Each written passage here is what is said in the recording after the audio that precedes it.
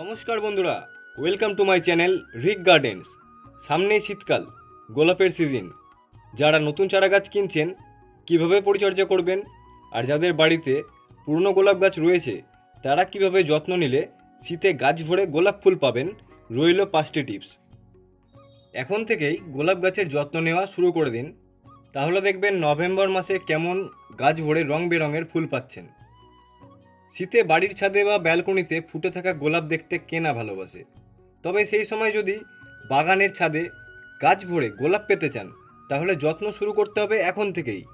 গোলাপের যত্নের 5টি টিপস রইল আপনাদের জন্য। বর্ষার জল পেলেই গাছ তরতরিয়ে বাড়ে, তবে এই সময় গাছের বৃদ্ধি ঠিক রাখতে নিয়ম করে সার প্রয়োগ করতে হবে।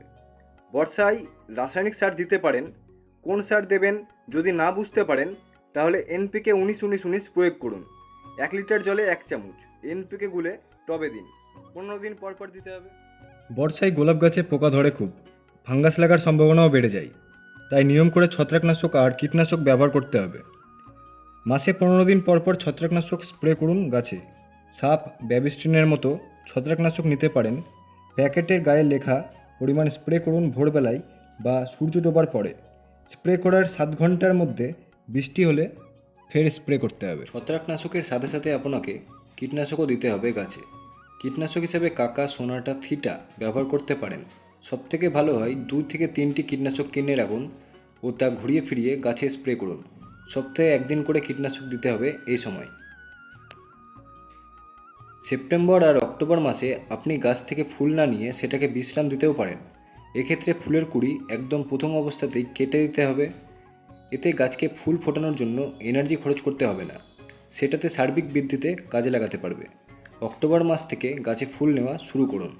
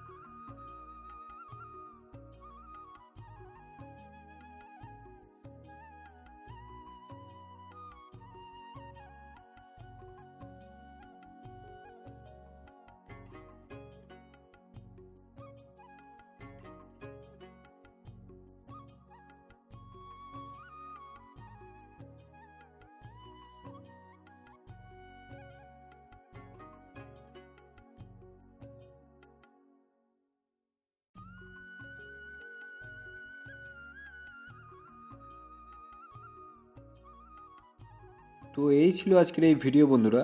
আশা করছি ভিডিওটি আপনাদের ভালো লেগেছে।